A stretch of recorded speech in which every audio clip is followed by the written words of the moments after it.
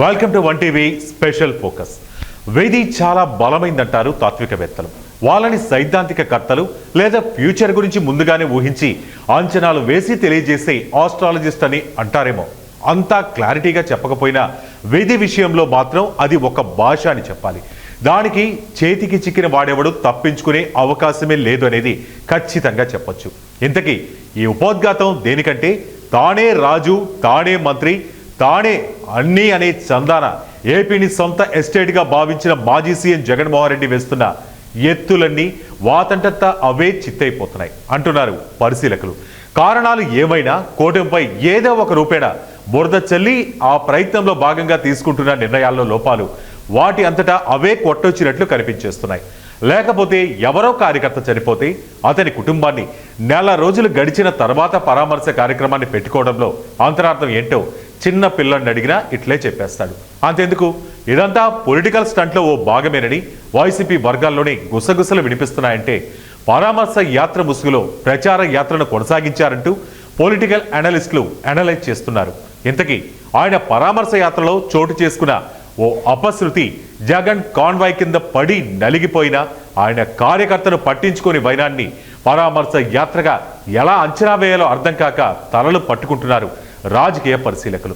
అంతగా సీరియస్గా తీసుకోవాల్సిన అంశం ఇందులో ఏముంది అంటున్న మరికొంతమంది వైసీపీ నేతలకు, కార్యకర్తలకు జలకిస్తూ మాజీ ఐఏఎస్ అధికారి జేడీ స్పష్టం చేసిన ఒక ప్రధాన అంశంపై లిటిల్ బిట్ వివరణ.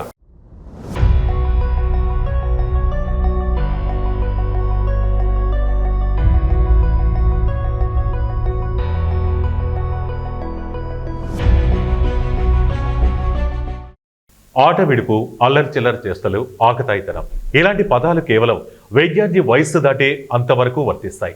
ఆ తర్వాత నుంచి అంతా బతుకు వేట కోసం అసలు సిసలైన పోరు మొదలవుతుంది. ఈ పోరు బాటలో అలసిపోయినా, వయస్సు మీద పడినా, ఆయాసం వచ్చినా, ఆవేశం వెంటాడినా కాంప్రమైజ్ కాక తప్పదు. ప్రస్తుతం అలాంటి సిచ్యువేషన్నే ఎదుర్కొంటున్నారు ఏపీలోని అధికార ప్రతిపక్ష నేతలు. ఏదో లొల్లిపెట్టి ఏదో అడ్డదారిలో అందలం ఎక్కాలి అనుకుంటే చెల్లదంటున్నారు ఏపీ వాసులు.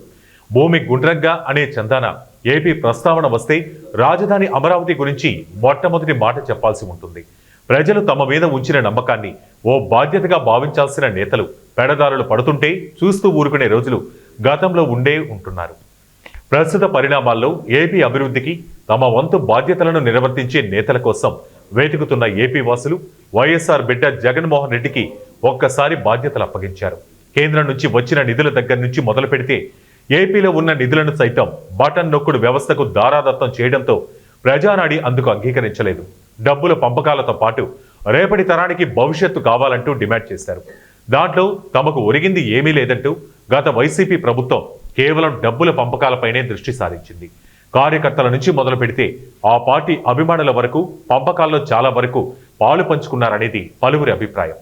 ఇక అసలు విషయానికి వస్తే రాష్ట్ర భవిష్యత్ అంటే రేపటి యువతకు బతికేందుకు చూపించాల్సిన మార్గాలను అన్వేషించాలి. కానీ వైసీపీ అందుకు ప్రత్యామ్నాయం కూడా ప్రయత్నించకపోవడంతో వాలంటరీ వ్యవస్థలు కాస్త 5,000 జీతంతో నెట్టుకుపోవాలంటూ నేతలు ఇచ్చిన సూచనలు ఇక్కడ ప్రజలకు ఏమాత్రం నచ్చలేదు.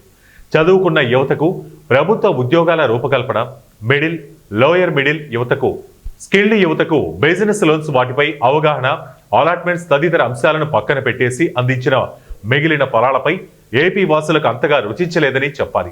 అందుకేనేమో కూటమి, టీడీపీ సాటికి మరేది సాటి రాదని డెసిషన్ కు వచ్చేసిన ఏపీ వాసులు చంద్రబాబు సారథ్యం విలువ పూర్తిగా తెలిసిందనేది పలువురి అభిప్రాయం. దాంతోపాటు 2019లో వైఎస్ఆర్ బ్రాండ్ ఇమేజ్ తో వైసీపీకి ఓట్లు గుంపగత్తుగా పడిపోతే 2024లో పవన్ కళ్యాణ్ బ్రాండ్ ఇమేజ్ తో పాటు చంద్రబాబు హై టెక్నాలజీ పరిపాలన విధానంలోని అత్యుత్తమమైన విలువల గల గంపగుత్తుగా ఓట్లను రాబట్టాయనడంలో సందేహం లేదు. ఎనీహౌ, ప్రజా ప్రయోజనాలతో పాటు యువత భవితవ్యంపై డీప్ గా ఆలోచించిన ఏపీ వాసుల నిర్ణయాలు చంద్రబాబును బాస్ ఈజ్ బ్యాక్ అనే విధంగా చేశాయనడంలో సందేహం లేదు.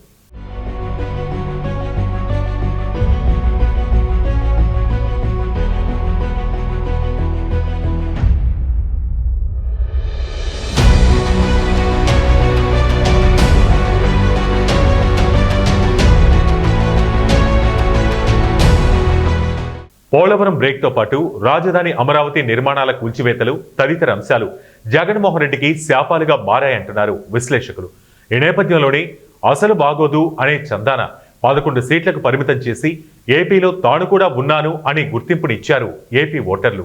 ఇచ్చిన అవకాశాన్ని ఏ మేరకు సద్వినియోగం చేసుకున్నారనే రివ్యూను ఆ పార్టీ పెద్దలు మరోసారి దీర్ఘ అంచనాలు వేసుకుంటే పదవిలో ఉండగా ప్రజలకు చేసిందేంటో, వాళ్లకు కావాల్సిందేంటో, తాము చేసింది ఏంటో, ఇంత ఘోరమైన ఓటమికి కారణాలు ఏంటి అనేది తేలిగ్గా అర్థమైపోతుంది. ఇప్పటిక సమయం మించిపోయింది. పదవులు చేజారిపోయాయి. వాటిని తిరిగి రాబట్టుకోవాలంటే లేదా తిరిగి పొందుకోవాలంటే చేయాల్సింది రోడ్డు షోలు కాదనే అభిప్రాయాలు పలువురి నుంచి వ్యక్తమవుతున్నాయి.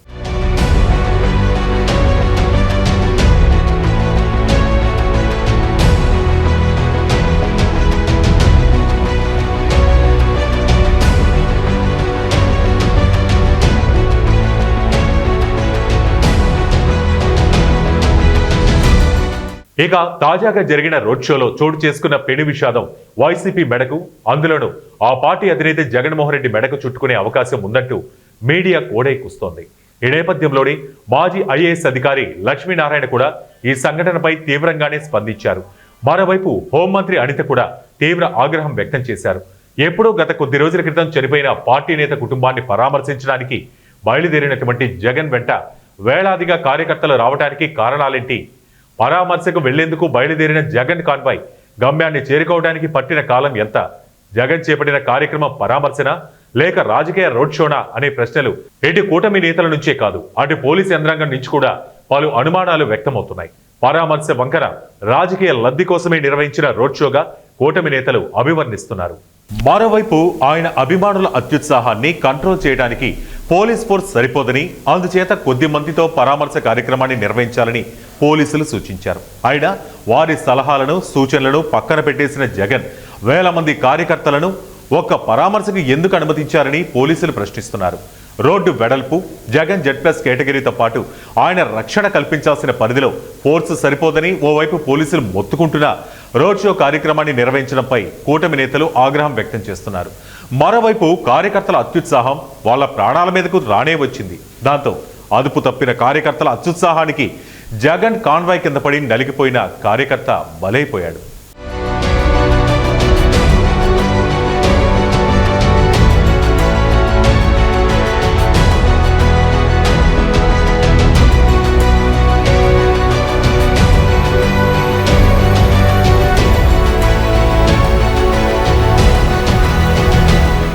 తీవ్ర గాయాలతో కొన ఊపిరితో కొట్టుమిట్టాడుతున్న కార్యకర్తకు వెంటనే తీసుకోవాల్సిన చర్యలపై జగన్ దృష్టి సారించలేదని, అతన్ని హాస్పిటల్కు తరలించే ప్రక్రియ కూడా చాలా ఆలస్యమైందని హోంమంత్రి అనిత ఆవేదన వ్యక్తం చేశారు. అంత తీవ్ర గాయాలకు గురైన వ్యక్తిని పక్కకు లాగేసి పడేశారంటూ ఆమె ఆగ్రహం వ్యక్తం చేశారు. పోలీసుల సూచనలను బేఖాతరు చేసిన జగన్ ఆంతర్యం ఏంటని ఆమె సూటిగానే ప్రశ్నించారు. మరోవైపు ఐఏఎస్ అధికారి జేడీ లక్ష్మీనారాయణ కూడా జగన్ మీద విరుచుకుపడ్డారు. జగన్ తీసుకున్న తప్పుడు నిర్ణయం వల్ల ఒక నిండు ప్రాణం బలైపోయిందంటూ ఆయన ఆగ్రహం వ్యక్తం చేశారు. ఈ నేపథ్యంలోనే ఆయనపై నమోదైన కేసు పూర్వాపరాల గురించి ఆయన తీవ్రంగానే స్పందించారు. దీనిపై న్యాయ విచారణ జరిపించాలని, విచారణలో జగన్ తీసుకున్న నిర్ణయం సరైంది కాదని తేలితే ఆయనకు 10 ఏళ్ల పాటు జైలు జీవితం అనుభవించాల్సి వస్తుందంటూ తీవ్ర ఆగ్రహం వ్యక్తం చేశారు. మరోవైపు మాజీ సీఎం జగన్ కూడా టీడీపీ కూటమి ఆరోపణలపైన, జేడీ తీవ్ర స్పందనపైన కౌంటర్ ఎఫెక్ట్ ఇచ్చారు. చేతనైతే దమ్ముంటే తనను అరెస్టు చేయాలంటూ ఛాలెంజ్ చేశారు జగన్. మరోవైపు జగన్ కాన్వాయ్ కింద పడి నలిగిపోయిన మృతుని భార్య కూడా కన్నీరు మున్నీరవుతుంది. కార్యకర్తల అత్యుత్సాహమే తన భర్తను పొట్టన పెట్టుకుందంటూ కంటనీరు పెట్టుకుంది. ఈ ఘటన మాజీ సీఎం జగన్ బాధ్యత వహించాలంటూ డిమాండ్ చేసింది. ఇక కథ క్లైమాక్స్ వచ్చిందని ఊహాగానాలు వినపడుతున్న వేళ సడన్ గా మరో ట్విస్ట్ స్వయంగా మృతుని భార్య నోటి నుంచి వెలువడింది. తన భర్త మృతికి జగన్ కాన్వాయ్ కారణం కాదంటూ స్టేట్మెంట్ ఇవ్వడంతో అంతా ఒక్కసారి అవాక్కయ్యారు. కార్యకర్తల తాకిడిలో తన భర్త తూలి కారు కింద పడిపోయాడని, అంబులెన్స్లో ఎక్కించే వరకు తన భర్త బతికే ఉన్నాడంటూ ఆమె చెప్పింది. ఇదంతా చూస్తుంటే తన భర్త విషయంలో జరగకూడదేదో అంబులెన్స్లోనే జరిగిపోయిందంటూ అనుమానం వ్యక్తం చేసింది. తన భర్త, అంబులెన్స్ డ్రైవర్, అతనితో పాటు ఉన్న మరికొంతమందిపై తనకు అనుమానాలున్నాయంది.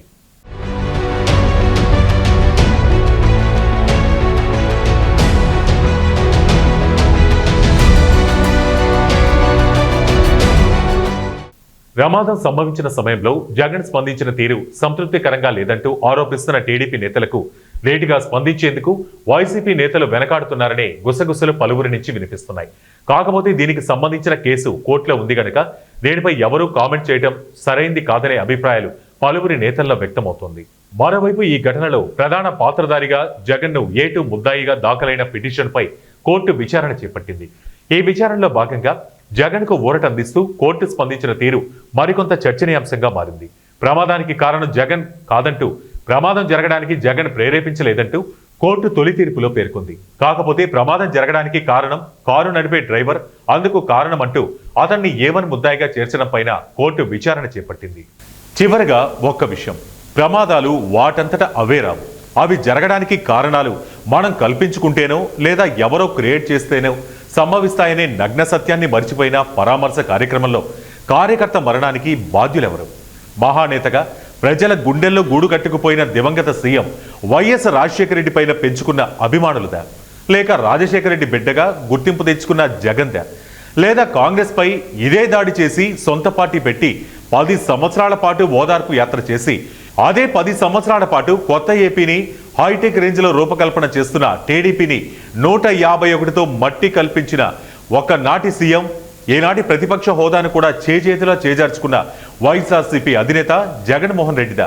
అంతకుమించి మరో మాటగా చెప్పాలంటే జగనన్న మీద పెంచుకున్న అభిమానం కేవలం కార్యకర్తల ప్రాణం కంటే విలువైనదవ్వడం ఇక్కడ మనం గమనించాల్సిన మరో ముఖ్య విషయం.